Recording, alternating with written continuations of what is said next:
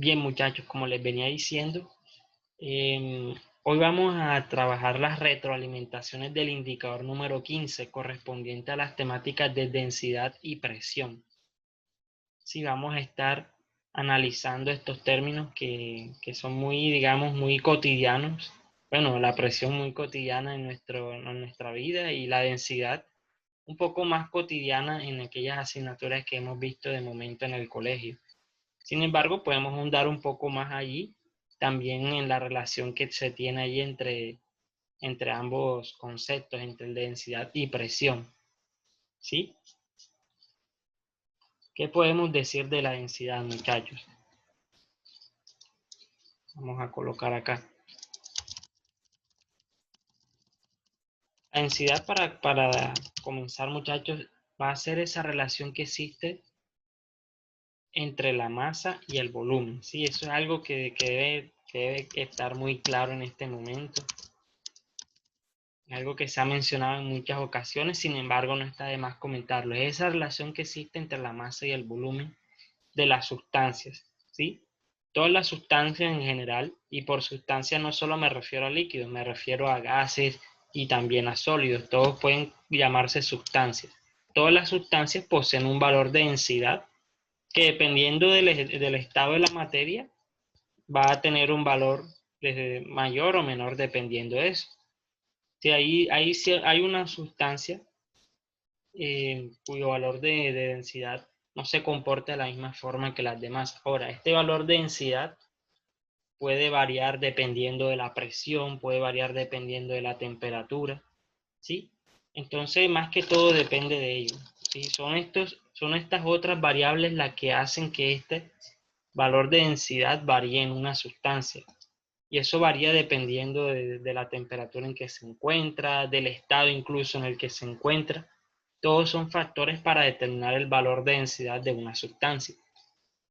Entonces podemos decir ello, que la densidad va a depender, vamos a anotarlo aquí, de otras variables como la temperatura y presión.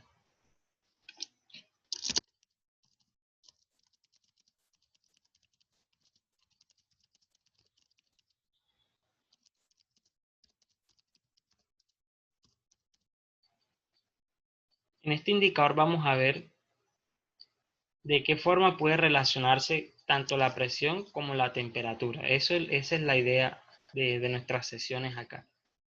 Entonces son cosas que deben quedarse allí muy claras. Para este indicador nosotros tuvimos 4 actividades y la pregunta IFES. La pregunta IFES la vamos a dejar para la sesión pre-IFES que nosotros vamos a tener ya la siguiente semana, porque esta es nuestra última clase de esta semana. El martes no estuve presente acá en el Zoom debido a que tenía una sesión pre-IFES de intensivos con uno de los grados 11. Por eso no tuvimos clase el martes. Clases en Zoom, claro está.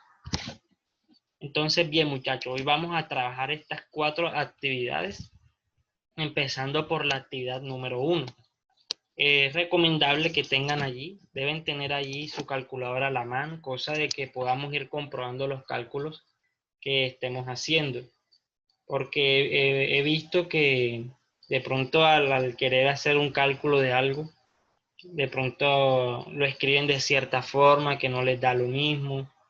O sea, se hace todo el procedimiento bien, pero al final queda un número que no es, debido a que de pronto se escribe de una forma incorrecta en la calculadora. Y bueno, ya esas cosas van restando puntos y también, digamos que en cualquier situación en la que se presenten en su vida cotidiana, es necesario que eso que ustedes den finalmente sea lo adecuado. Entonces, bien, vamos a ir resolviendo esa primera actividad que nosotros tenemos ahí, ¿sí? Bien, empecemos por la actividad número 1. En esa actividad número 1 nos dice que tenemos un recipiente de 50 gramos. Vamos a dibujarlo acá. Es decir, los recipientes puede ser un vaso, puede ser un termo, puede ser un recipiente que lo contenga. Ese solo recipiente puede pesar 50 gramos. Por 50 gramos puede decirse que es como un vaso de plástico, quizá. No es como demasiado grande ese valor de masa. Entonces sí podemos decir que es como un vaso de plástico, esos desechables que se usan en las fiestas de cumpleaños y eso. Bien, vamos a hacer un dibujo acá de nuestro recipiente.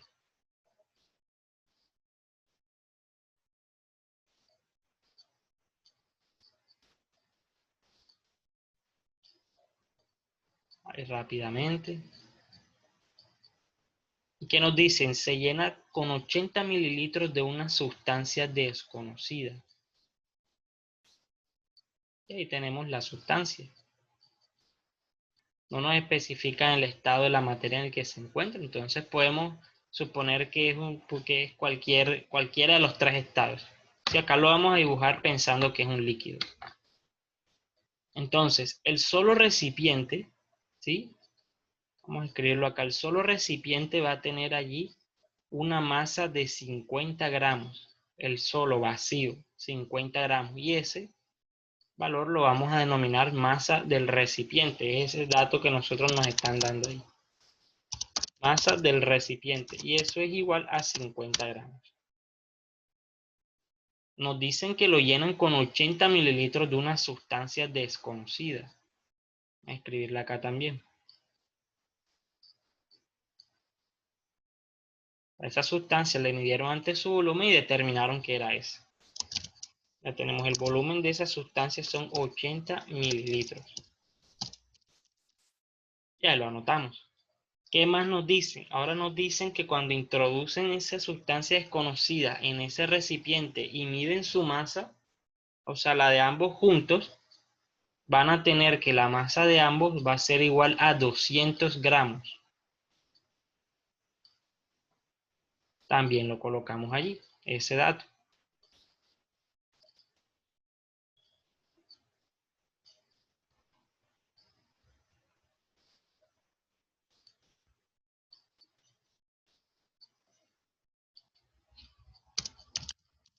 Notamos que la masa del recipiente más la masa de la sustancia es igual a 200 gramos.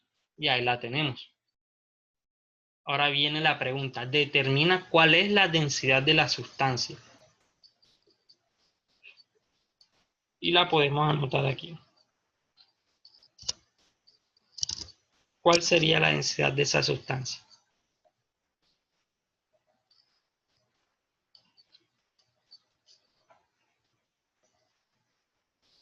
Bien, muchachos, esos son los datos de nuestro problema. Ustedes los datos los pueden escribir de esa forma. Los pueden esquematizar por medio de un mapa, los pueden esquematizar por medio de dibujos o de la forma que ustedes prefieran. ¿Sí? No hay ningún inconveniente con ello. Entonces, bien, ¿qué tenemos para resolver esto? Tenemos y conocemos esa relación que existe entre la masa y el volumen de la sustancia porque es la que nosotros queremos determinar. Ya nosotros tenemos el volumen. En este caso lo que nos haría falta es encontrar la masa de la sustancia sola, ¿sí? Porque ya tenemos el volumen. Entonces, ¿qué datos tenemos? Nosotros tenemos el dato de la masa del recipiente más la sustancia y tenemos la masa del recipiente solo. Es decir, vamos a escribirlo acá. Si queremos nosotros encontrar esa masa de la sustancia sola, aquí la tenemos, vamos a encerrarla dentro de un paréntesis, lo que tenemos que hacer es restarle la masa del recipiente y así obtendríamos solamente la masa de la sustancia, que es lo que nosotros queremos, es el valor que nos hace falta a nosotros. ¿Qué datos tenemos nosotros? Tenemos que el primero tiene 200 gramos, el segundo va a tener 50 gramos y la resta de esos dos valores es de 150 gramos.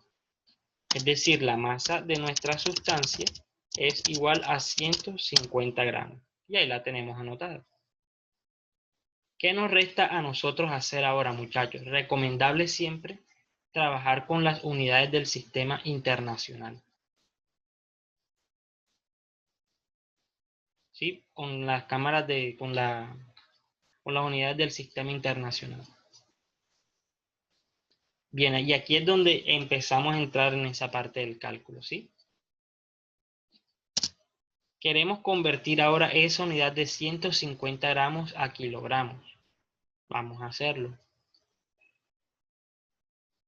Vamos a hacerlo con el procedimiento estándar, así sea que sea la conversión más sencilla del mundo, la podemos ir haciendo. ¿Qué hacemos? Tomamos los 150 gramos y eso le multiplicamos el factor de conversión que nos dice que 1000 gramos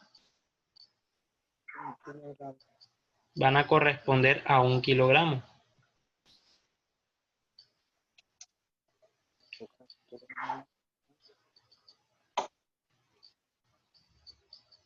Los gramos los colocamos abajo con el objetivo de que se simplifique esa unidad y quede la unidad que nosotros queremos, que es el kilogramo.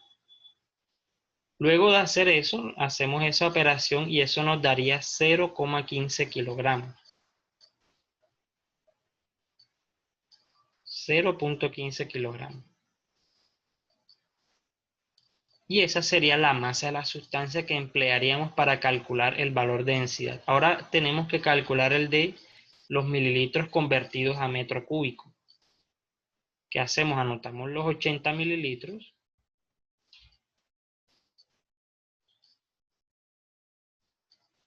Y hacemos los factores de conversión respectivos. Vamos a pasar primero de mililitro a litro. Entonces, ¿qué tenemos? Que en un litro hay 1000 mililitros. Lo anotamos ahí. Anotamos acá arriba que eso corresponde a un litro. Colocándolo así de esa forma, se nos irían o se nos simplifican las unidades de mililitros. Continuamos allí. Ahora vamos a pasar de litro a metro cúbico.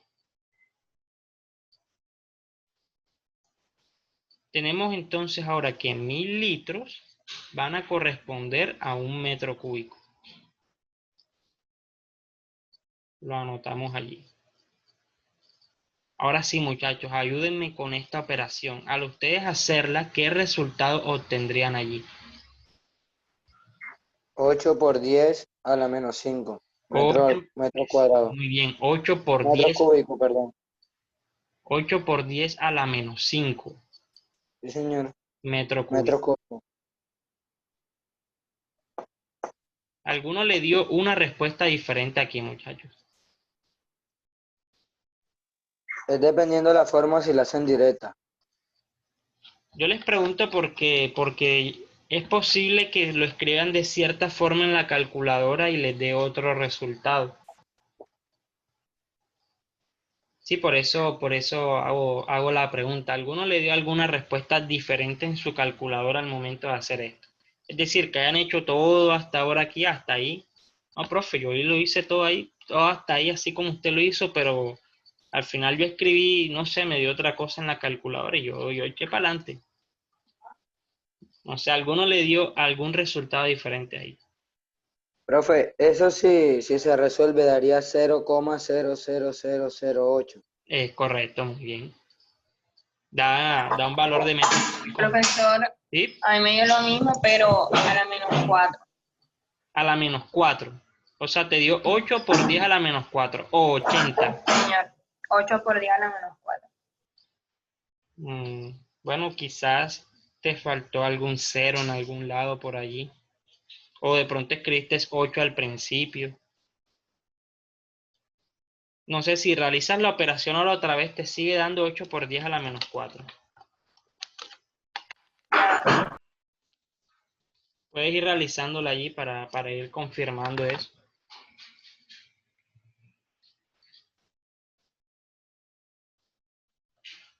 Esta acá arriba de los kilogramos creo que no tiene problemas allí.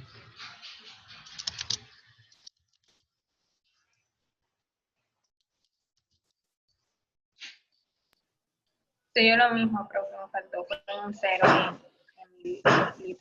Ok, o sea, te faltó fue, o sea, en el momento que le hiciste la actividad te faltó algo, pero ahora sí te da el resultado este. Sí, señor. Ah, bueno, dale, listo. Dale, tranquila, no hay inconveniente.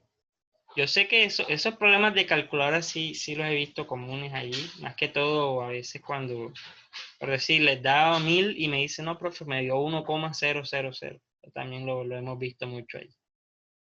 Pero más que todo es como por la misma nomenclatura de la calculadora, que estamos acostumbrados ya a trabajar sin números, sin puntos de unidades de 1000, y cuando la vemos ya pensamos que es algo decimal ahí. Bueno, vamos a ir borrando esto acá. Hacemos esto acá un momento para borrar esto acá abajo. Nuestro tablero acá no nos da espacio para más. Bien, tenemos ahí pendiente esas conversiones. ¿Qué nos falta ahora en este momento? Hacer el cálculo respectivo de esa densidad.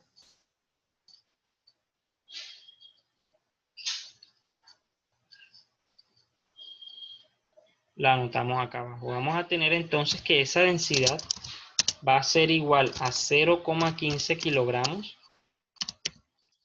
que divide a 8 por... Es más, vamos a hacer algo. Vamos a escribir primero de una forma y ustedes me dicen qué les da.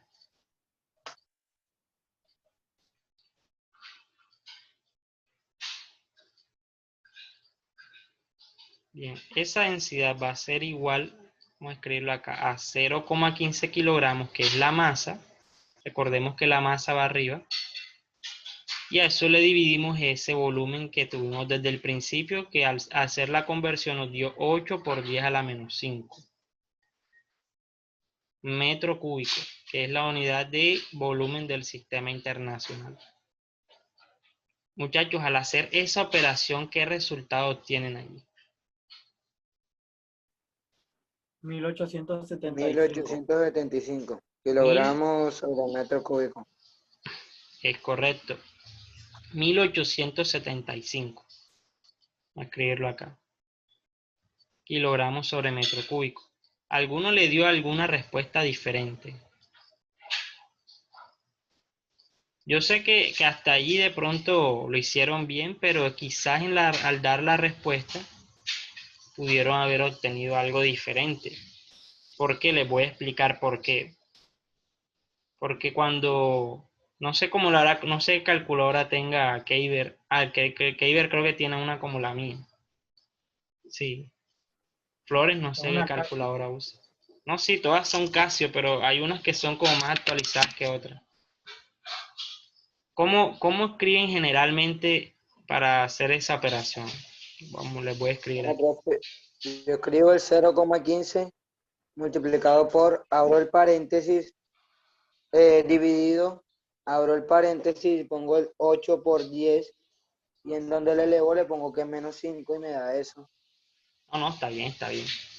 O también de otra forma para verificarlo, dicen de que... Lo que pasa es que, miren, a veces que escriben o sea, no digo que sean ustedes, lo digo que es un error común a veces, que escriben así. Por ejemplo, van a hacer esa operación que tenemos ahí, ellos escriben así, 0,15, sin paréntesis, sin nada, lo dividen entre 8 por 10 a la menos 5, así. Y le dan igual, sin paréntesis y sin nada. Si ustedes hacen eso así en sus calculadoras, les va a dar... ¿Cómo? O sea, si ustedes hacen eso... sin paréntesis me dio el mismo que Flores. Pero es que tú tienes yo creo que tú puedes tener una calculadora como la mía, que en estas calculadoras se especifica, no sé, voy a tratar de mostrarles ahí. Voy a mostrarles un momento cómo se ve esta referencia de la calculadora con las fracciones. Va a salir un momento y les voy a mostrar cómo se ve mi calculadora ahí.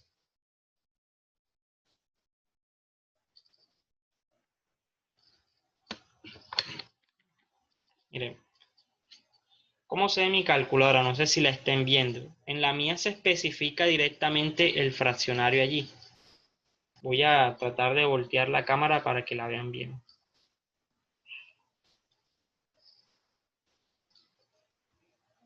No sé cómo hacer eso. Bien, miren, si se fijan, la mía tiene ya el fraccionario puesto. Entonces yo escribo acá el número 0.15 y acá abajo coloco el 8 por 10 a la menos 5. Así, miren. Entonces, si se fijan acá, yo estoy especificando la fracción enseguida. Pero la nomenclatura que tienen en sus calculadoras, la mayoría es una nomenclatura diferente. ¿Sí?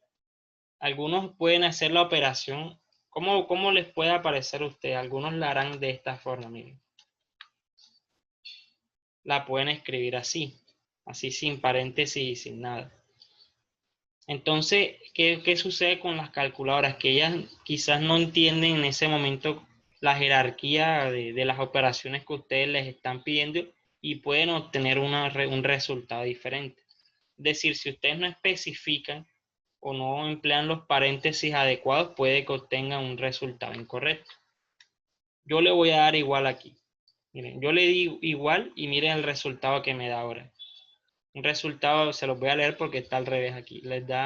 Me da 1,875 por 10 a la menos 7.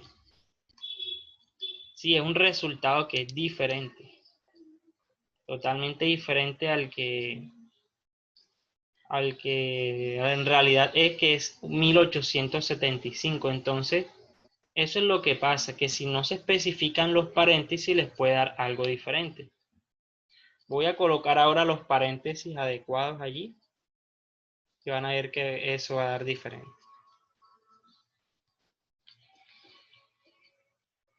Miren ahora cómo lo puse.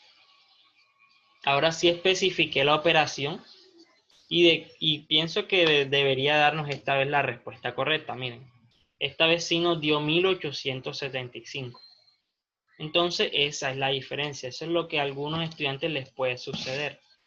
Que escriben toda la operación y al final cuando van a hacer el cálculo obtienen algo diferente porque no especifican los paréntesis allí. No sé si a alguno le sucederá así. Que podamos ahí ver cómo escribe en su calculadora y bueno, ayudarle ahí si de pronto no le está dando el resultado común. ¿Alguno le dio algún resultado diferente?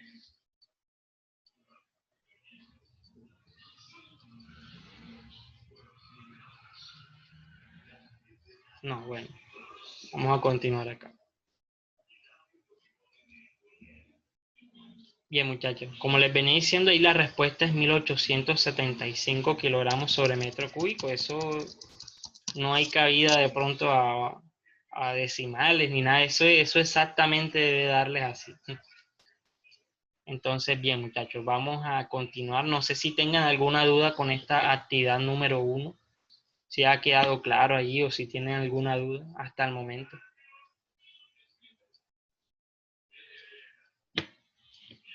No, ninguna. De pronto Madera tenga alguna pregunta por allí. Abigail Madera. No. ¿O sí? ¿Te dio el mismo resultado? Sí. Ok. Bien, vamos a irnos a la actividad número 2.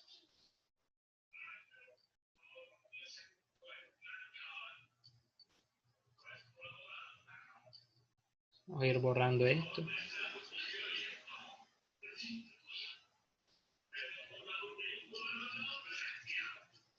Bien, muchachos, en la actividad número 2 nos introduce un nuevo concepto que es el concepto de presión.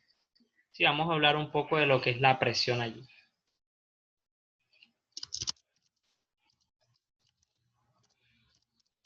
La presión, hablando de física, claro está.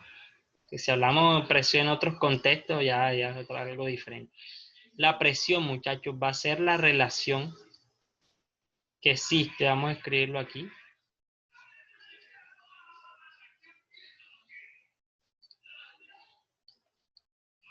Va a ser ese factor que relaciona la cantidad de fuerza que se aplica entre el área de aplicación de la fuerza.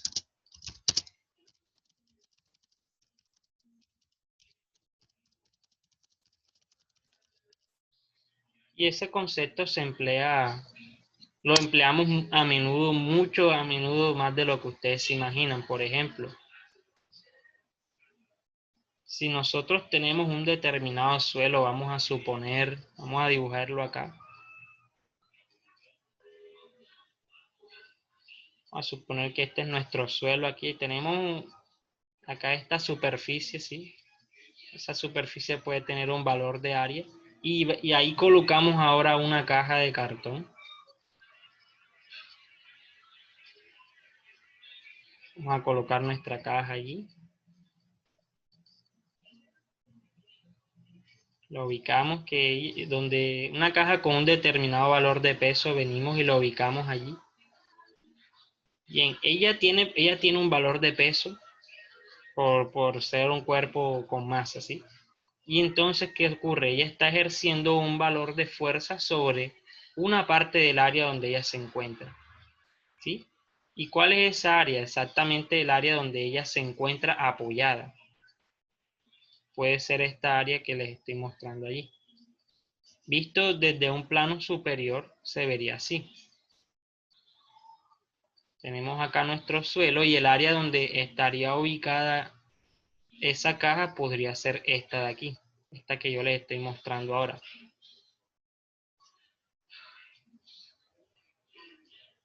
Colocamos unas líneas ahí que nos indica esa área de aplicación. Es decir, esa fuerza se está aplicando específicamente en esa área, ¿sí?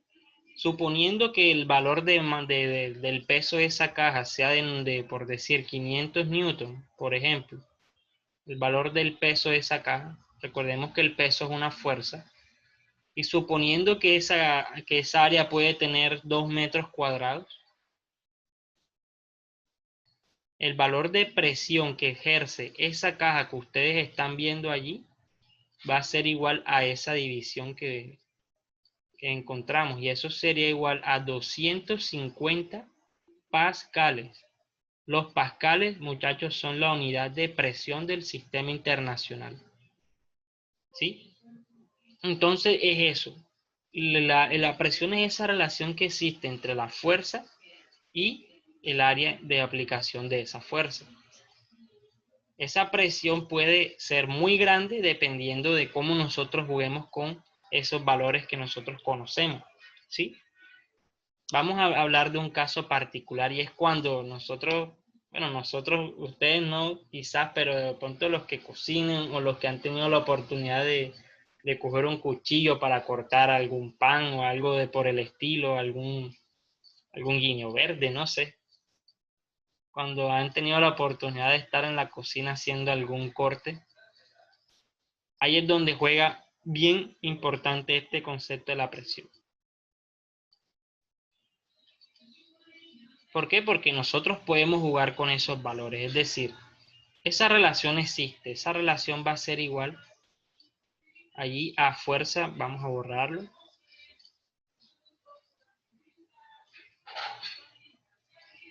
Va a ser igual a la fuerza sobre el área.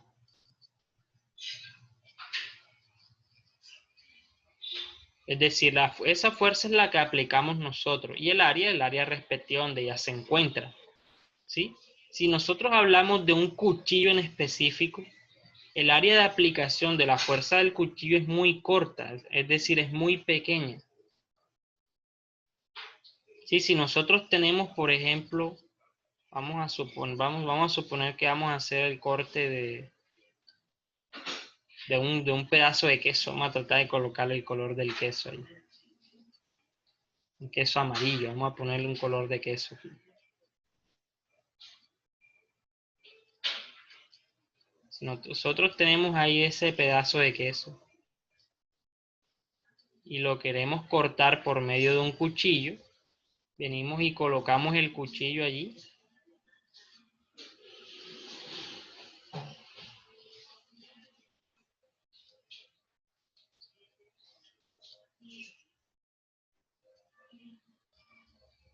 Vamos a suponer que este es el mango del cuchillo. ¿Y qué es lo que ocurre? Cuando ese cuchillo toca el pedazo de queso, solamente hay un área pequeña de contacto, ¿sí? Esto es por contacto. Y esa área va a ser sumamente pequeña. Entre más pequeña sea, menor es la fuerza que ustedes aplicarían ahí debido a esa relación, ¿sí? esa área que yo les estoy colocando acá arriba así,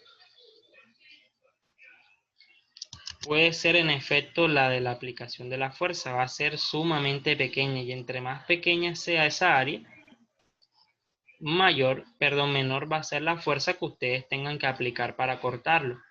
Es decir, si ustedes tienen, por ejemplo, un cuchillo muy afilado, va a tener un área de aplicación más pequeña.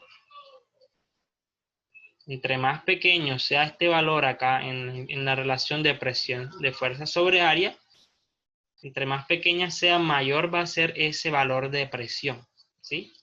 Y no tendrían que aplicar un valor de fuerza tan grande. Ahora, la presión que requiere ese queso para cortarse es un valor establecido, ¿sí?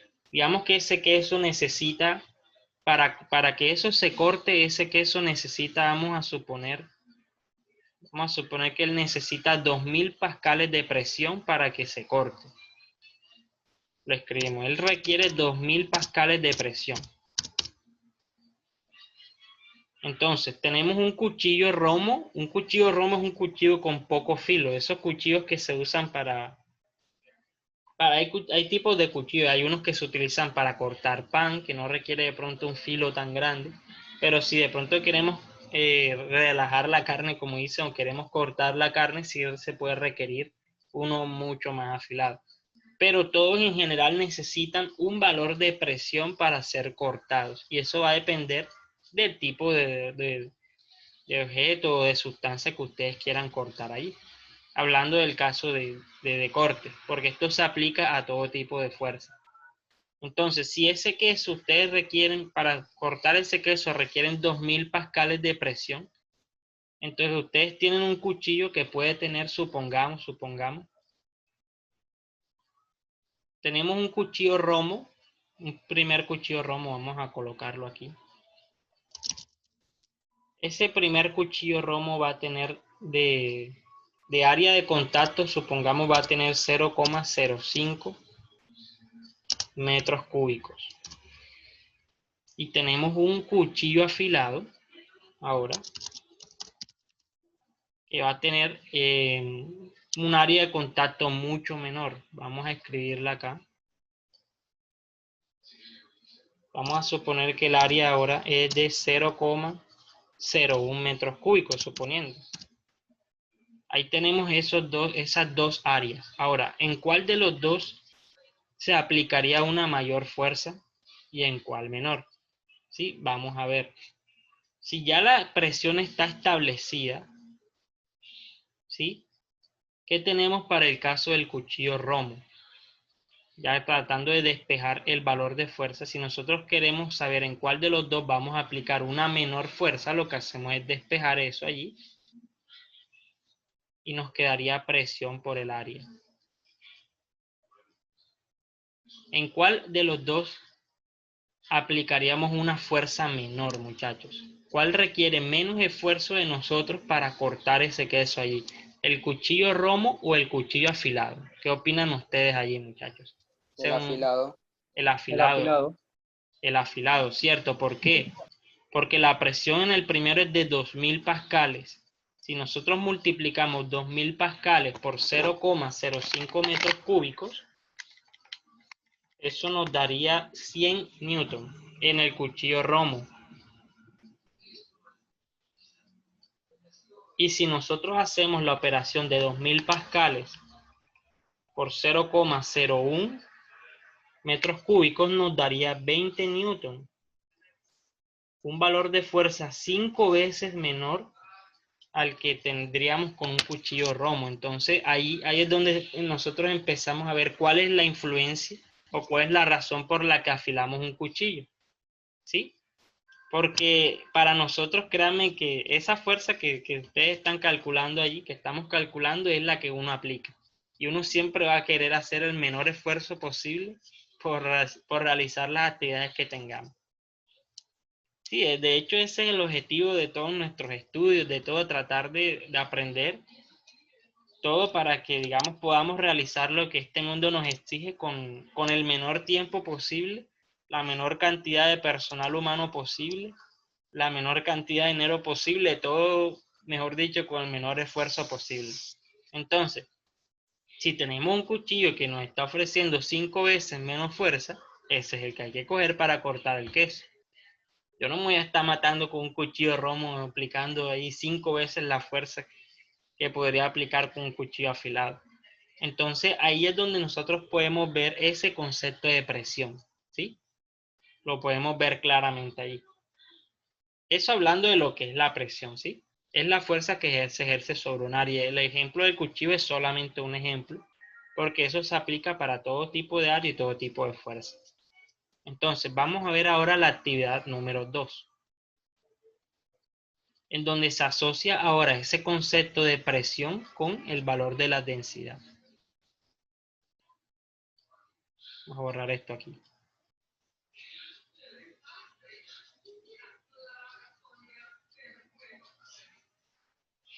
Ellos se relacionan si nosotros hablamos de cuerpos fluidos, por ejemplo. Vamos a colocar acá un recipiente. Lo dibujamos allí. Tenemos nuestro recipiente.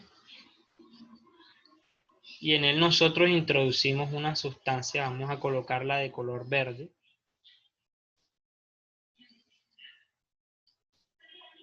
Y ahí tenemos una sustancia. Esa sustancia, así como ustedes la ven allí, muchachos, tiene un valor de masa. Y por tener un valor de masa, también va a tener un peso. Y, por supuesto, va a ejercer una presión sobre el área donde ella se encuentra. Esa área, muchachos, va a ser el fondo de este recipiente que ustedes están viendo allí. ¿Sí? Sobre el fondo de ese recipiente va a ejercer esa columna de fluido una presión. Y esa presión la podemos calcular con la siguiente expresión.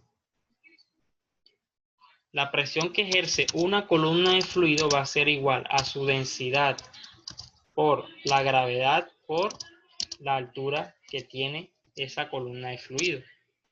Es decir, solo va a depender, como tal, solo va a depender de ese valor de altura que tiene la columna de fluido y de su propia composición. Entonces, ya eso nos estaría respondiendo la siguiente actividad. Ahora vamos para allá. Una columna de fluido va a ejercer un valor de presión y ese valor de presión solamente va a depender de qué tan alta sea la columna de fluido, en qué planeta estemos o qué zona del planeta estemos y de su composición, que es lo que hablamos de gravedad. Entonces, tenemos esa segunda actividad que nos dice que determinemos la densidad que tiene un líquido, ¿sí? La densidad de un líquido como el que dibujamos. Si una columna de 60 centímetros, voy a dibujarla acá, una columna como esta de 60 centímetros,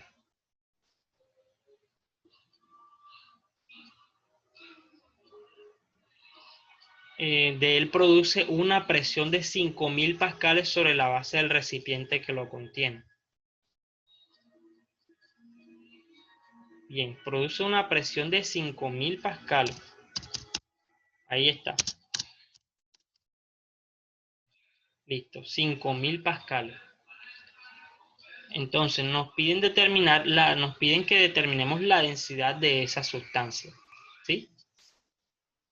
Bien, con la expresión que nosotros conocemos ya de lo que ejerce una columna de fluido, lo que hacemos es hacer el respectivo despeje de ahí.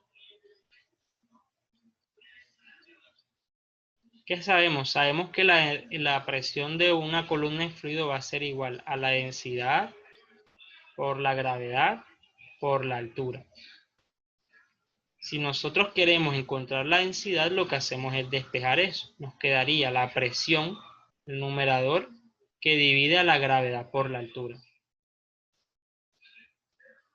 Ahí la tendríamos. ¿Qué hacemos ahora? Reemplazamos los datos. Vamos a tener 5.000 pascales en la parte superior.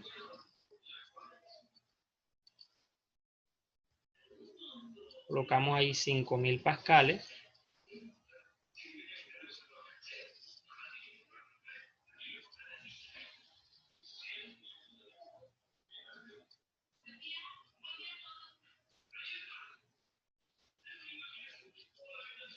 Y a eso lo dividimos ahora el valor de la gravedad, que pueden emplear como 10 metros por segundo cuadrado.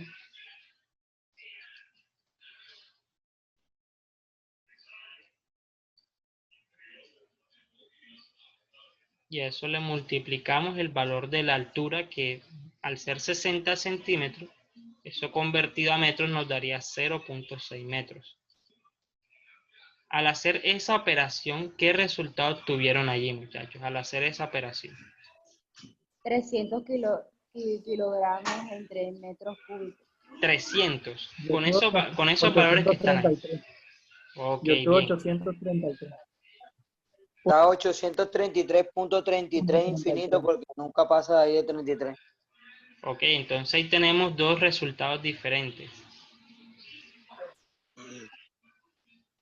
Tenemos ahora que la densidad, Liz Avientú nos comenta que le dio 300 y algo, y a Keiber y a Flores les da 833.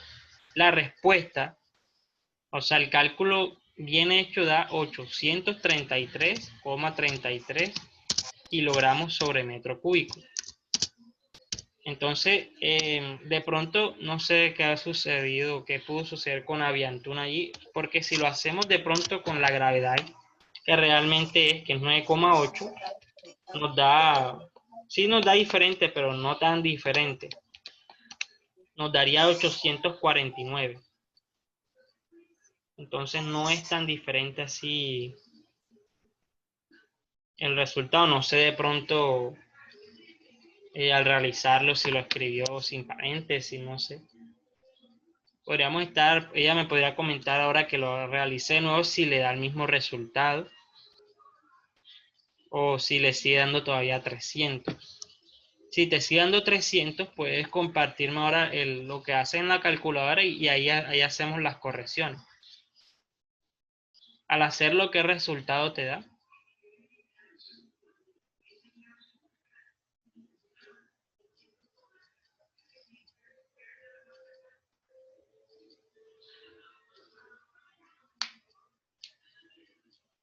¿Habían tú? Ella le dio 300, profe. 300, sí. No, A mí me ya, da 300 si dejo de colocar los paréntesis.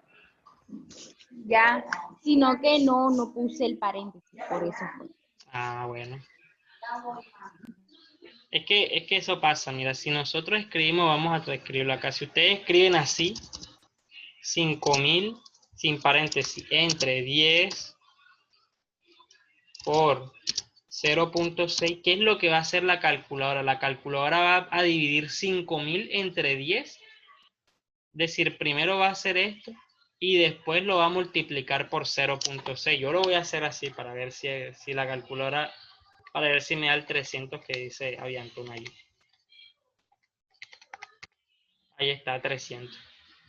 Es por eso, como no colocan los paréntesis, entonces la calculadora hace, o sea, solo divide al 10 solo, no divide al 10 por 0.6, sino que divide al 10 solo.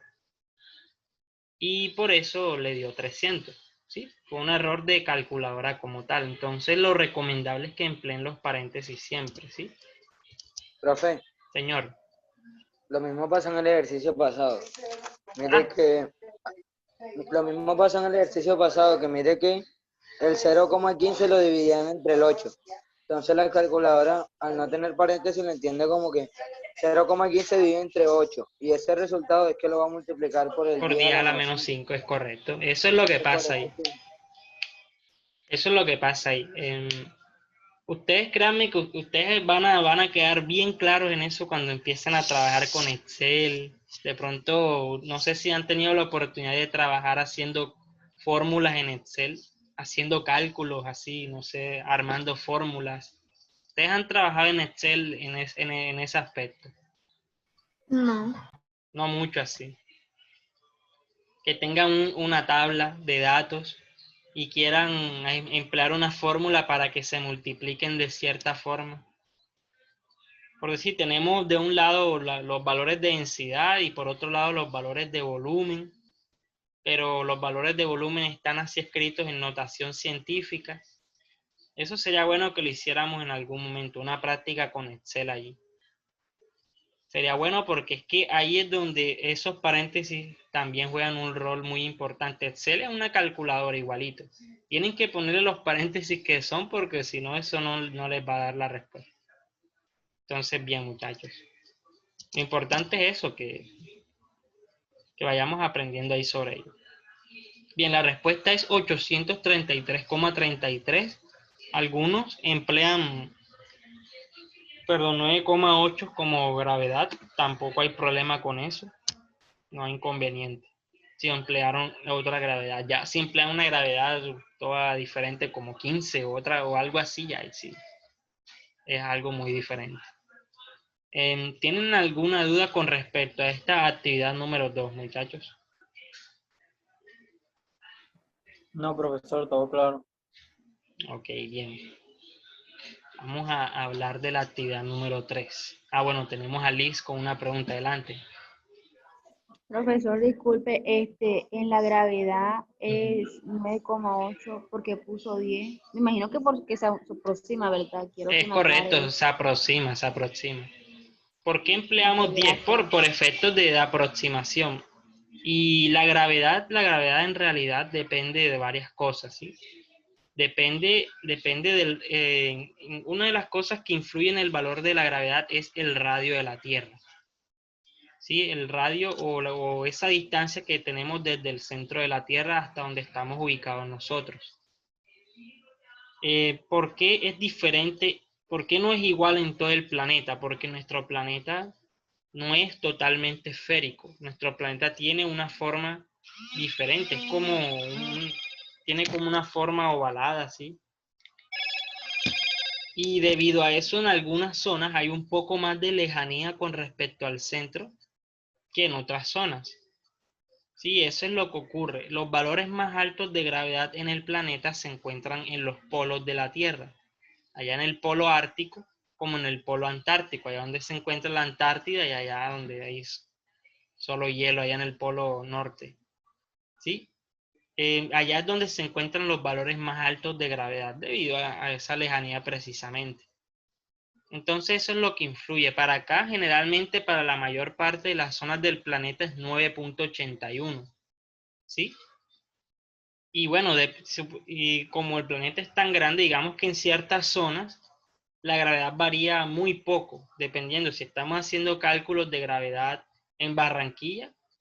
Digamos que si comparamos a Barranquilla con todo el planeta, va a ser, mejor dicho, algo sumamente pequeño. Entonces, digamos que la variación de la gravedad que presentan nuestros experimentos en una ciudad va a ser sumamente baja, precisamente por la gran diferencia.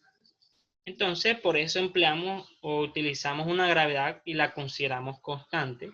¿Sí? Podemos colocar 10 para efectos de no tener respuestas con tantos decimales o 9,81. ¿Sí? Pero si lo hacen con el uno o con el otro, no hay inconveniente. Yo empecé a utilizar 10 precisamente por la sugerencia de algunos que me decían, profe, pero usemos 10 para que no nos den tantos decimales. Bueno, está bien. Me quedé ahí con el 10. Pero ustedes saben que la gravedad que se asocia un poco más a nuestras zonas es 9,81. Entonces, bien, vamos a pasar a la actividad número 3.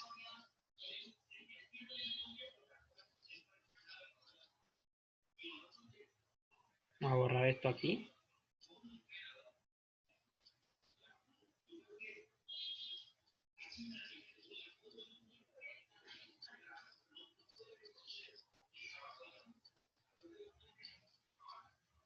Bien, muchachos, tenemos esa actividad número 3 que nos dice, explica dónde hay mayor presión, en el fondo de una piscina de 3 metros o en el fondo de un lago de 3 metros de profundidad. Ojo, nos dicen, el lago al poseer una mayor extensión, posee una mayor cantidad de agua en ella, es decir, el lago va a tener mucha más agua que una piscina. Entonces les preguntan que en cuál de los dos tiene al final allá una mayor presión, ¿sí? O sea, si nosotros consideramos un punto del fondo de ambos lugares, ¿qué valor de presión ejercería esa columna de fluido allí? Para ustedes sería mayor en la piscina o en el fondo de un lago. ¿Qué respuestas colocaron allí en esa actividad? Yo puse en el fondo de un lago. En el del lago. Ok. Vamos a ir haciendo el dibujo acá. Dibujo rápido allí. Vamos a suponer que esta es nuestra piscina.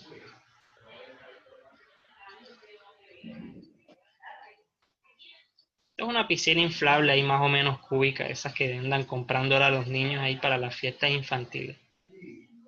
Fiesta infantil que no tenga piscina de estas no se Profe, respeta. Ajá. profe, Señor, ambos van a tener la misma presión. ambos van a tener la misma presión. Eso es lo que sucede ahí, les voy a explicar por qué. ¿No? Porque miren que ambos tienen la misma profundidad. Y la presión dice que en un fluido como el agua, o sea, cuando está estático, un fluido estático como el agua, no depende de la forma ni el área en el que se encuentra el fluido. No sé, si ambos me dicen que están a 3 metros de profundidad y me dicen de que no tiene nada que ver el área, el lugar donde está ese fluido, entonces por eso van a tener la misma presión. No tiene nada que ver con uno está más extenso que otro. Es correcto, bien. En efecto, no lo podría haber yo explicado mejor. Miren, la presión que ejerce una columna de fluido va a depender de tres cosas. La primera es de la composición de agua que ustedes tengan. Como les están diciendo que ambos tienen la misma composición, podemos decir que ambos tienen la misma densidad. Ojo, estamos hablando de la presión que ejerce acá en el fondo. Sí, esa columna de fluido, en un punto de la columna de fluido. Aquí en un punto ahí. Que ejerce una columna de fluido. Bien, ¿qué más tenemos nosotros? Tenemos que tener la misma zona. Podemos suponer que la gravedad es algo constante también. No va a variar por lo que hablamos anteriormente. Ahora, si nos están diciendo que ambos tienen el mismo valor de altura, si ambos tienen los mismos 3 metros de altura, entonces podemos decir que tienen ese valor de H es igual para los tres. Es decir, si los tres valores son iguales tanto para la piscina como para el lago, vamos a tener que ambos ejercen la misma presión. No es mayor ni en la piscina ni en el lago. Es la misma presión para ambos casos. Esa sería la respuesta allí. Sí, debido a estas razones que les estoy comentando. En la guía hay una parte donde se los menciona. Hay un ejemplo donde les dicen esa respuesta muy específica. Ya se las voy a mostrar ya.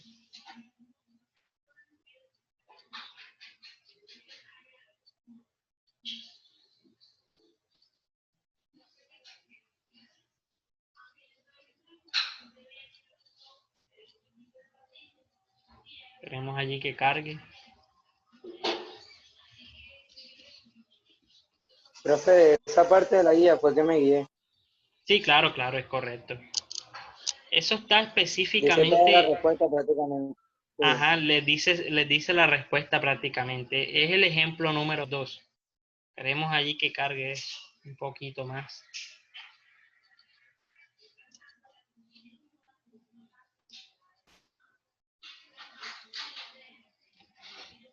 Listo, ya cargo.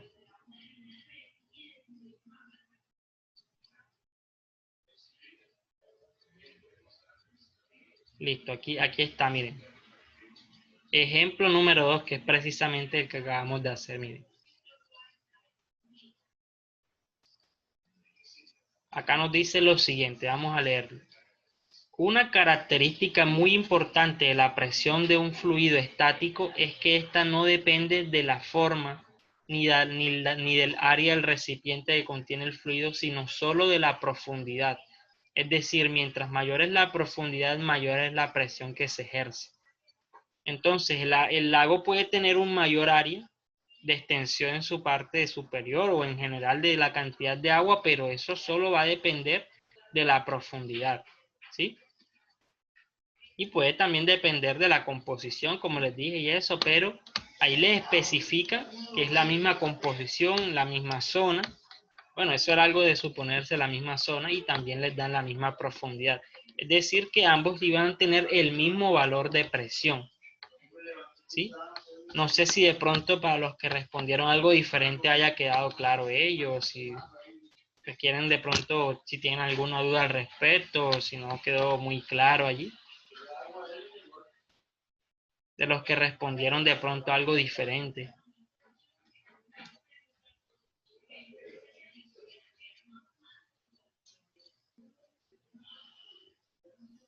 Vamos a pasar nuevamente acá al tablero. Profe, Señor. primeramente, bueno, yo pensé antes de que no había leído ese pedazo, primeramente pensé de que iba a haber más presión en el lago. Que yo Ujú. dije, bueno, es mayor extensión, hay mayor cantidad de agua. Entonces digo yo que al menos tiene más profundidad, pero al haber más cantidad de agua va a haber más presión, no sé. Y pensé yo. Pero ya después vi ese pedacito ahí. Oh, claro, claro, eso es, digamos que muy revelador ahí. Eso les daban, ese era el machete prácticamente de esa pregunta. No sé si de pronto tengan alguna pregunta, de pronto a Biantún o Pérez Martínez, tengan alguna pregunta allí con esa actividad 3. No, señor, está claro. Ok. Bien, muchachos, llegamos a la actividad complementaria número 1. La tenemos aquí.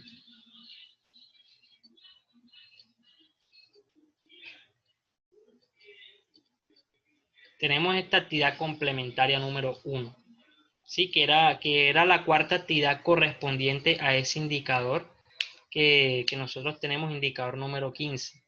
Entonces vamos a hablar un poco de lo que ustedes pudieron ver allí, ¿sí? Era una pregunta de investigación.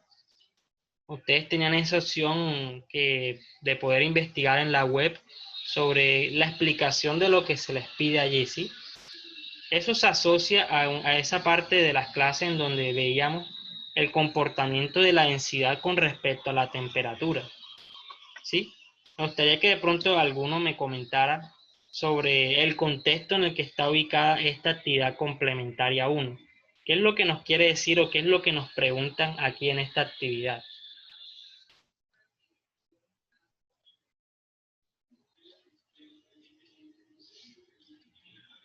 No sé si de pronto Flores me ayuda allí. Flores, ¿qué es lo que dice esta actividad complementaria número 1? Bueno, profe, mira, esto ayudó en el sentido de que no se congeló totalmente la Tierra por el fenómeno que existe del agua entre los 0 y los 4 grados centígrados. Si sabemos durante este rango de temperatura, el agua tiende a realizar el fenómeno de que en la superficie, en la parte superior, se congela la capa, y es porque en ese mismo rango el agua es menos densa. Entonces lo que pasa es que el agua que estaba un poco más cálida en la parte de arriba se vacía abajo. Y el agua que estaba en la parte de abajo en esta temperatura se vuelve más fría y sube y pasa a la superficie a congelarse. Entonces esto permitió de que no se congelara completamente la Tierra, y así muchos de los seres vivos que estaban en estos hábitats pudieran seguir haciendo uso del agua, que es un recurso demasiado importante para todo el mundo. Claro, es Entonces considero correcto. que pudo haber pasado esto. Claro, claro. En efecto, eso es muy importante allí. Miren, durante ciertas épocas de la Tierra, muchachos, existieron épocas de glaciación o existieron temperaturas muy extremas. Y con extremas me refiero a extremas a extremadamente frías, ¿sí? Donde hubieron temperaturas muy bajas que pusieron en riesgo la supervivencia del planeta. Es decir, si nosotros por cualquier motivo llegáramos a experimentar unos valores de temperatura como los que se vivieron hace mucho tiempo, se pondría en riesgo nuestra supervivencia. Sí, porque digamos que se llegaron a temperaturas sumamente bajas. Entonces, ¿qué ocurre? ¿Qué le ocurriría a la vida en el planeta si los océanos se congelaran, si todo en el planeta se congelara? No habría ciclo del agua, se afectaría la vida de las plantas, eso afectaría incluso el aire que respiramos. Nosotros no podemos vivir en ambientes tan extremos y básicamente la vida acabaría con nosotros poco a poco. Pero digamos que ese comportamiento del agua que nos mencionaba Flores pudo haber ayudado a esa supervivencia. Les voy a explicar por qué, miren. Acá les voy a hacer la siguiente gráfica. La densidad se ve afectada también por la temperatura. ¿De qué forma, muchachos? Miren, en general, la temperatura y la densidad se relacionan de esta forma. Si la temperatura de un cuerpo aumenta, Vamos a escribirlo acá. Si la temperatura de un cuerpo aumenta,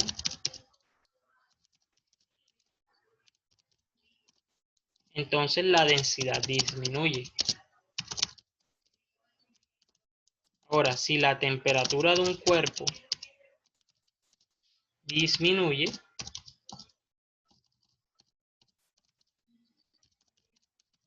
entonces su densidad va a aumentar. Ese es el comportamiento general de la relación entre la temperatura y la densidad. Se puede decir que son inversamente proporcionales también. Mientras uno aumenta, el otro disminuye. Eso en general pasa para la mayoría de sustancias, pero no para todas. Y una de esas excepciones, por suerte, es el agua. Miren, les voy a mostrar por qué. El agua presenta este comportamiento, miren. Eso que ustedes ven ahí se muestra. Vamos a suponer que tenemos una gráfica acá de temperatura versus densidad. ¿Y qué tenemos? Tenemos que la temperatura, a medida que va disminuyendo, va haciendo que aumente esa densidad tal cual como estamos viéndola. Pero va a llegar un momento, muchachos, donde eso cambia. Hay un momento donde hay un rango de temperatura donde eso es diferente, donde hay un comportamiento anómalo, comportamiento poco común y precisamente el que nos permitió sobrevivir en esas épocas tan extremas. Ese rango de temperatura está comprendido entre los 4, vamos a escribirlo acá, entre los 4 y los 0 grados centígrados.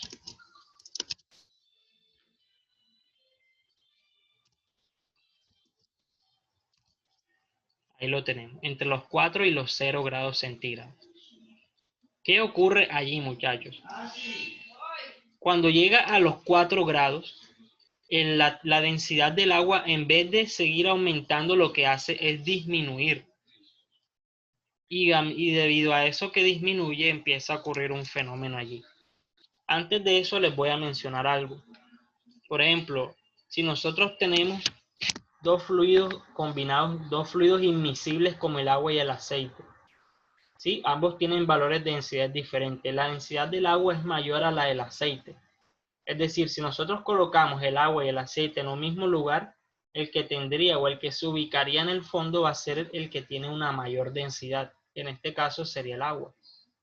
Por ejemplo, si nosotros colocamos primero en un recipiente agua y después le colocamos aceite, el aceite se va a quedar arriba por tener un valor de densidad menor a la del agua. Ahora, si nosotros colocamos el aceite primero en un recipiente y después colocamos el agua, ¿qué es lo que ocurre? Que el agua empieza a abrirse paso entre el aceite para irse al fondo porque tiene una densidad mayor. ¿Sí?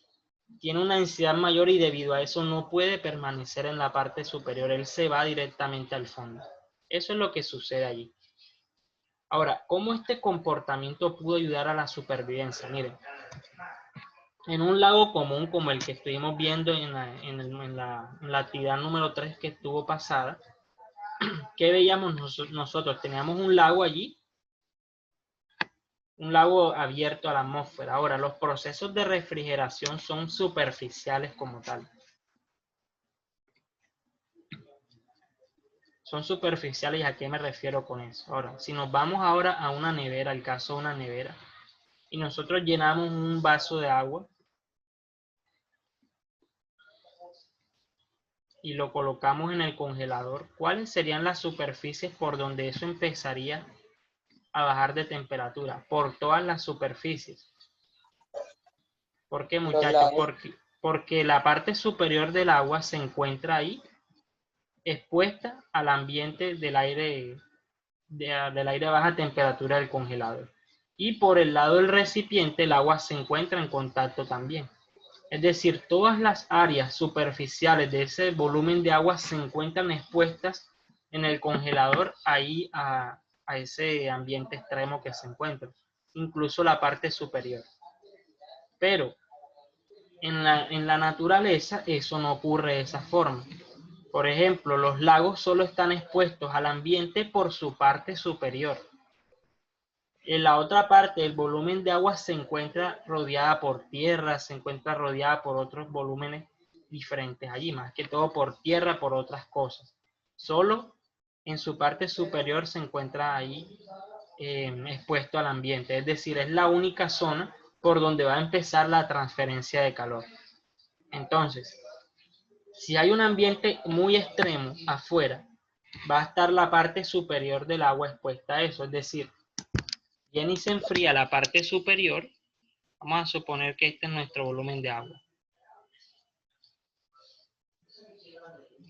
Eso es lo que tenemos del lago, miren. Ahí está el lago. La parte superior del lago se enfría, ¿sí? O pierde calor por ese método. Se enfría y al tener una densidad mayor, ella viaja al fondo del lago. Ahora, el agua que se encuentra abajo, ahora por tener una densidad menor, pasa a estar arriba. Y ese ciclo se va formando. Es algo que nosotros no podemos percibir a simple vista, pero ese movimiento ocurre en el proceso de refrigeración de las cosas, ¿sí? Eso es más visible si ustedes colocan el aceite primero y después le ponen el agua. Ustedes van a ver cómo el agua empieza a abrirse paso. Eso ocurre con los cuerpos que se están refrigerando, solo que ya no es algo tan visible a nuestra vista. Pero ese ciclo se va cumpliendo allí. Ahora, cuando esa temperatura de la parte superior llega a 4 grados, lo que sucede es que esta parte superior empieza a disminuir su densidad, es decir, no va a retornar nuevamente abajo por tener una densidad menor. Y por estar tan cerca del punto de congelación, lo que ocurre es que cuando ya llega a los 0 grados, el hielo tiene una densidad menor a la del agua. Al llegar a la parte superior, ese hielo se mantiene allí. ¿Sí? Vamos a darle la palabra a Flores. Adelante, Flores. Profe, que ese fenómeno también lo podemos ver en los vasos. Cuando los metemos al congelador, primero se congela la superficie y se empiezan a poner como escarchoso el hielo. Es correcto. Ya después la parte de adentro todavía sigue líquida. Entonces empieza por la superficie y los extremos. Bueno, esto es lo que observamos en los vasos. Es correcto, muy bien, Flores. En efecto, es algo superficial y lo primero que se va a congelar son las partes superiores, que son las que están expuestas al ambiente, pero en la naturaleza se congelan las capas superiores. ¿Y qué es lo que ocurre? Que el agua que quedó atrapada allí va a permanecer aislada de ese ambiente tan extremo que se encuentra afuera. Y toda la vida marina que se encontraba ahí va a preservar la vida. Sí, va a conservar la vida, o por lo menos va a tener una oportunidad más de vivir más que todo lo que se encuentra afuera.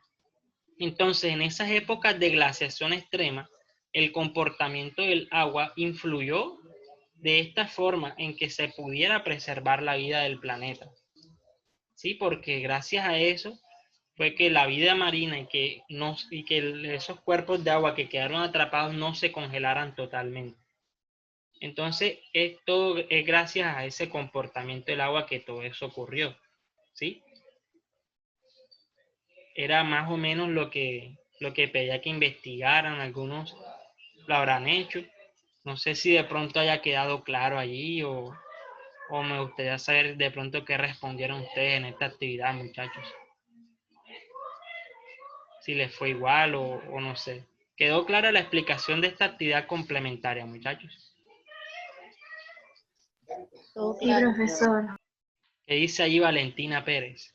Pérez Martínez.